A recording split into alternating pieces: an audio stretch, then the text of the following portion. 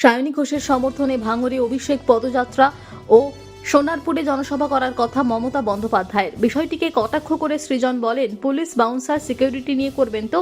তৃণমূলের বেলুন বেশি, ডিজের আওয়াজ বেশি, কাট আউটের খরচ বেশি, কিন্তু বামেদের সাথে মানুষ বেশি বলে তৃণমূলকে কটাক্ষ সৃজনের। ভাঙড়ে তৃণমূলের গোষ্ঠীদ্বন্দ্ব এমন অবস্থায় গিয়েছে, যতদিন যাবে আরও বোমাবাজির মতো ঘটনা ঘটবে। তার দায় আইএসএফ ও সিপিআইএমের ঘাড়ে চাপানো হবে বলে শাসক দলকে কটাক্ষ যাদবপুর কেন্দ্রের বাম প্রার্থী সৃজন ভট্টাচার্যের। ভাঙড়ে নানান জায়গায় দলীয় পতাকা ছেঁড়া হয়েছে বলে পাল্টা অভিযোগ করেন তিনি।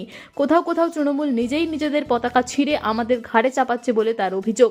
সৃজন বলেন, এসব মিথ্যা অভিযোগ এনে সিপিআইএম ও আইএসএফ কর্মীদের ফাঁসানো হবে বলে তার অভিযোগ। যদি কাউকে অন্যায়ভাবে ফাঁসানো হয়, আইনি লড়াইয়ে তাদের পাশে থাকার বার্তা সৃজনের। বুধবার সকালে নরেন্দ্রপুর মিশন গেট থেকে শুরু করে সোনারপুর উত্তর বিধানসভা কেন্দ্রের বনহুগলি 1 ও বনহুগলি 2 গ্রাম পঞ্চায়েত এলাকায় নির্বাচনী প্রচার সারেন সৃজন। তার সাথে ছিলেন বাম দলীয় কর্মী ও সমর্থকেরা।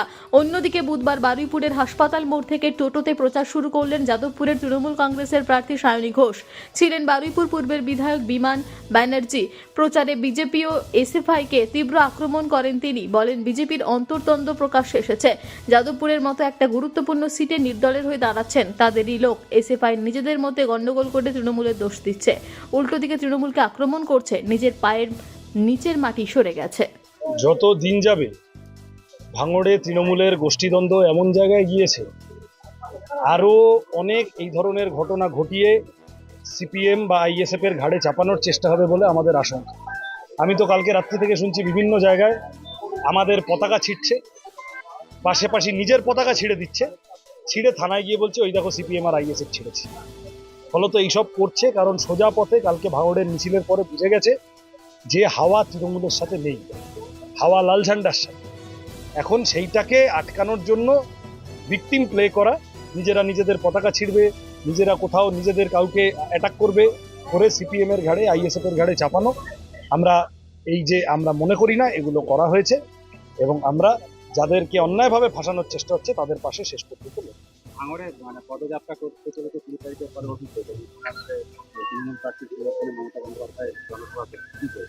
খুব ভালো করুন। পুলিশ বাউন্সার সিকিউরিটি এইসব নিয়ে করবেন তো? আমরা মানুষকে নিয়ে করি।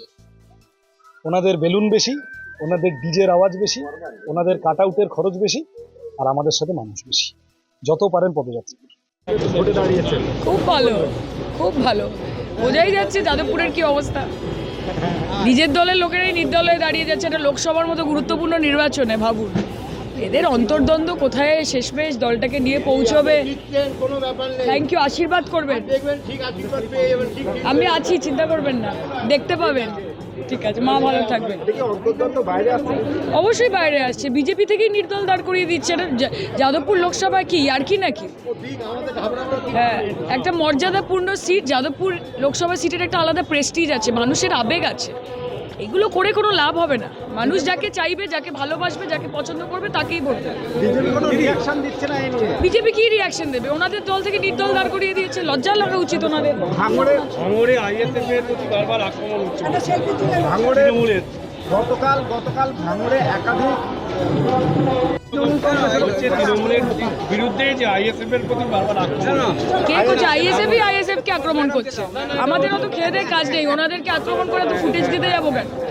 আক্রমণ সমান। Thank you. নিজেরাই নিজেদেরকে আক্রমণ করছে।